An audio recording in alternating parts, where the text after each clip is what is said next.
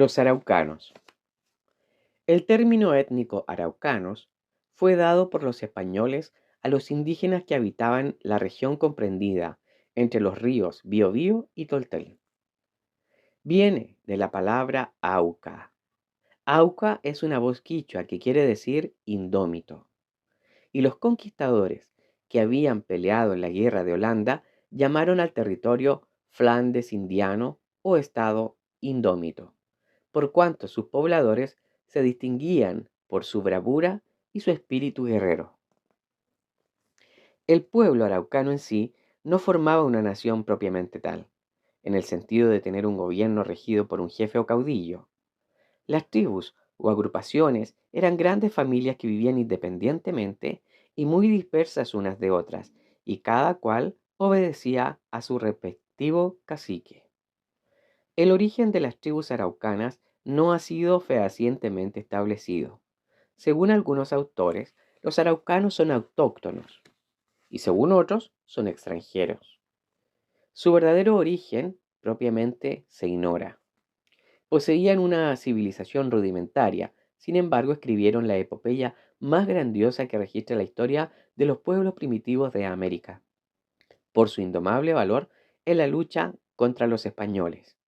Y esta fue realizada por Alonso de Ercilla y Zúñiga en su poema épico llamado La Araucana. Características de los araucanos. El primitivo araucano era de tez morena, de estatura mediana y miembros bien formados.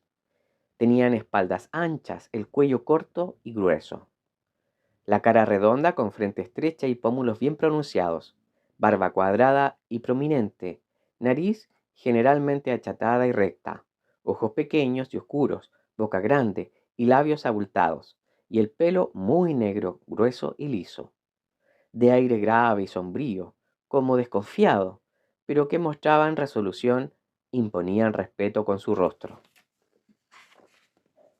Indumentaria araucana. Los indios aborígenes andaban primitivamente apenas cubiertos con pieles atadas a la cintura. Los araucanos se amarraban el pelo a la altura de la frente con una tira, la cual se llama trarilonco. Era de cuero o de alguna corteza vegetal. Después las hicieron de hilos de varios colores. Posteriormente, cuando el traje fue tejido, los hombres usaban el chamal, que era una especie de manta que se envolvía en la cintura y que los cubría hasta más debajo de las rodillas. Este mismo atavío cruzado entre las piernas se llamó chiripá. Las mujeres vestían un largo chamal, especie de camisa sin mangas, desde los hombros hasta los pies. Más tarde fueron típicos los rebozos y adornos de plata forjada, como por ejemplo collares, aros, alfileres en la mujer y los vistosos ponchos en el hombre. Siempre anduvieron descalzos. Vivienda y familia. La habitación de los araucanos, llamada ruca en su lengua, era de paja y barro, de forma redonda, con techo cónico o rectangular, con techo de dos aguas. En menaje era bien pobre la cultura araucana. Dormían en pieles y se sentaban en troncos o piedra. En el centro de la vivienda ardía constantemente una fogata. El fuego se lo procuraban mediante la frotación de dos palos preparados para el objeto. A este primitivo encendedor se le llamaba repu. Los araucanos no tenían ciudades. Vivían en agrupaciones o reducciones regionales constituidas por varias tribus. Cada tribu estaba formada por familias de una sola estirpe y obedecían a un ulmen, o también llamado cacique, que generalmente era el más viejo o el más valiente. Solamente en tiempo de guerra reconocían la autoridad suprema de un jefe guerrero, al cual llamaban toki. Alimentos y cultivos. Los araucanos vivían de la agricultura y la ganadería, de la pesca y la caza, de los frutos silvestres como el maqui, el boldo, las avellanas y los piñones que abundaban en los bosques del sur. Cultivaban también para su alimentación la papa, el zapallo, la quinoa, el poroto y el mango, especie de cebada, productos todos originarios de Chile. El maíz, cereal que llegó a constituir el principal alimento, existió en toda América desde tiempos inmemoriales. El trigo fue importado por los españoles. En cuanto a los instrumentos para cavar y remover la tierra usados por los aborígenes chilenos eran el tridente, semejante a una horqueta de madera de 3 puntas, con una piedra perforada introducida en el extremo superior para darle más peso. También tenían la azada, especie de azadón, y unas palas de piedra o de madera, como puede verse en los grabados del libro. Los utensilios y artefactos domésticos los fabricaban de madera, tierras cocidas, fibras vegetales, piedras, huesos, incluso moluscos del mar. Armas. Las armas usadas por los araucanos eran la flecha, la lanza, la maza, el laque o también llamado boleadora y la honda. La flecha era de una quila de más de medio metro de largo, reforzada con una punta de hueso o de piedra bien afilada. La disparaban con toda la fuerza que podía dar un arco de madera atado en sus extremos, con un correón. Servía más para la caza que para la guerra. La lanza estaba formada por un coligüe de unos 4 o 5 metros de largo y su punta reforzada como la de la flecha.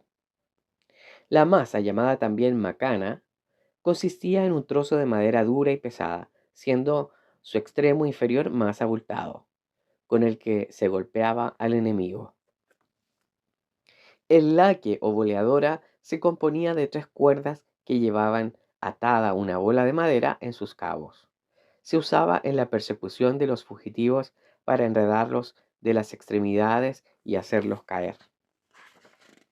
Espíritu guerrero. Los araucanos fueron los indios más valientes de Sudamérica. No se sometieron jamás a la dominación de los incas ni a la de los españoles. Desde niños eran adiestrados para la guerra en ejercicios corporales.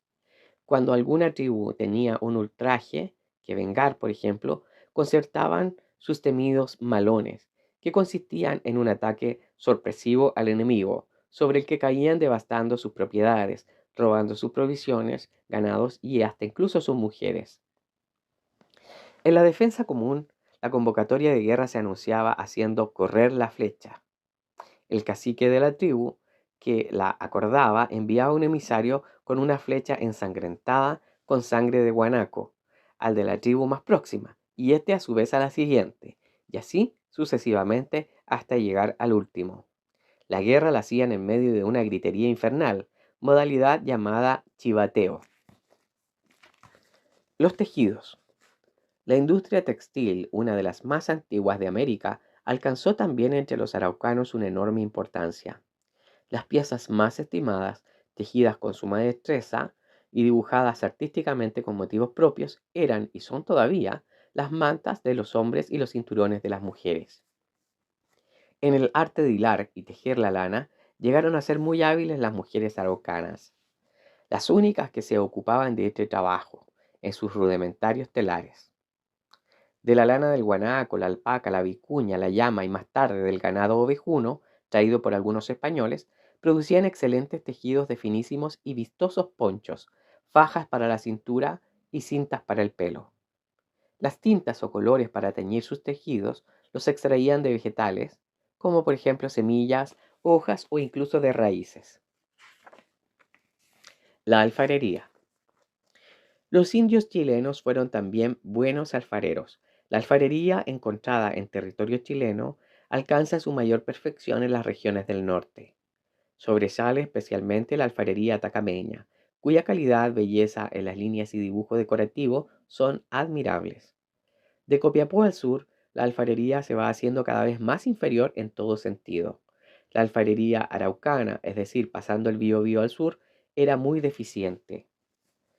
El dibujo ornamental de la alfarería araucana no era estrictamente del tipo de la del norte, sino que dependía del ingenio y destreza del indio que la formaba. Los tiestos más comunes son las botellas para el agua, de dos en una sola pieza. Los jarros, las ánforas, los tachos, vasos, ollas y fuentes. Matrimonio araucano. El araucano compraba a su esposa, es decir, la cambiaba por objetos, animales, víveres. Cada individuo podía tener cuantas mujeres pudiera comprar y mantener. El trámite matrimonial consistía en el rapto de la novia.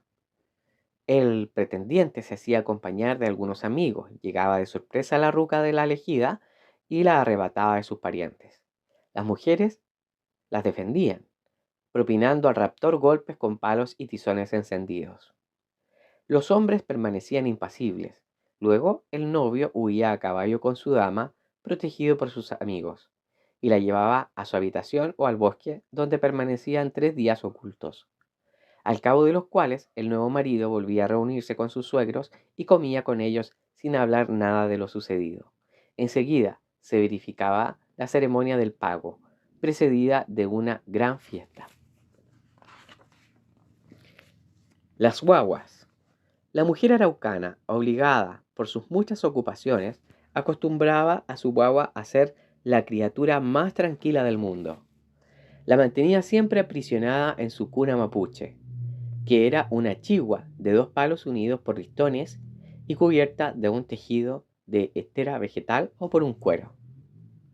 Si la madre salía a quehaceres o visitas, se llevaba a la espalda a su criatura amarrada en la chigua, que se sujetaba en la parte superior con una faja apoyada a la cabeza de la madre, como puede verse en el grabado.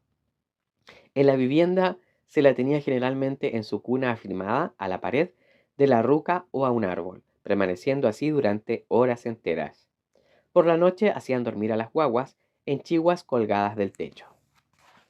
La chueca. ¿De cuántos juegos tuvieron los araucanos? Al que prestaron mayor atención fue el de la chueca, como la llamaron los españoles, pero ellos, los indígenas, la llamaban palitún. Este juego es propio de los indígenas de Chile, no imitado de los españoles como algunos dicen o creen, porque lo jugaban desde hace muchísimo antes de la llegada de los españoles. Los araucanos jugaban al palitún o chueca, formando 2 bandos, armado cada individuo de un garrote encorvado en uno de los extremos, en el cual se disputaban una pelota de madera que debía ser lanzada al campo contrario, en medio de una confusa gritería. Muchas veces dirimían sus disputas en partidos de palitún.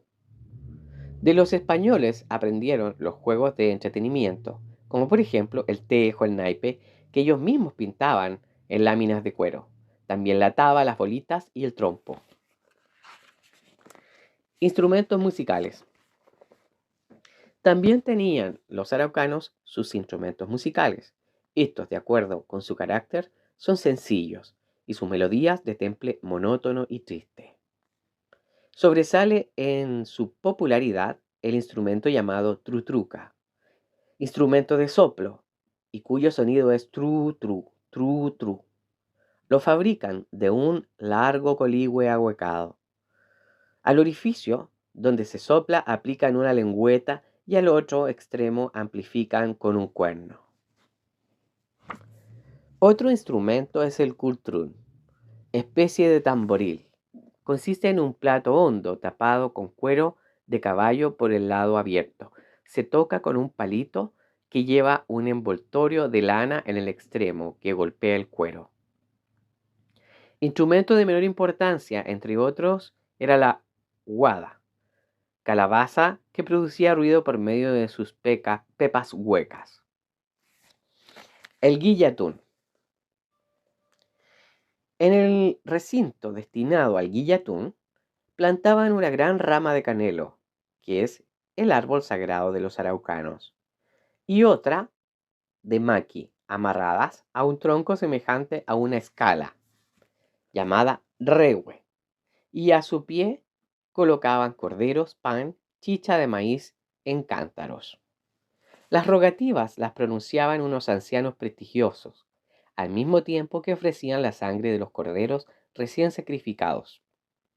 Inmediatamente toda la concurrencia empezaba a dar vueltas en torno del rehue, cantando y bailando al son de sus instrumentos musicales, poseídos de una frenética excitación.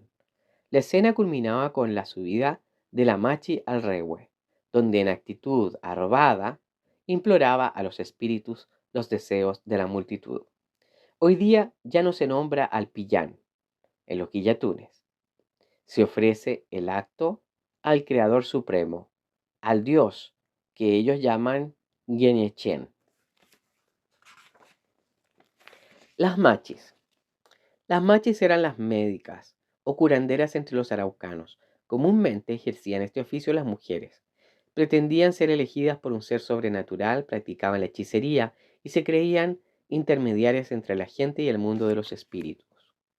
A las machis se dirigían los enfermos para buscar alivio de sus males, y los que querían que se le adivinase o pronosticase algún asunto en particular. Se les pagaba por su trabajo, o ciencia, como ellas lo creían.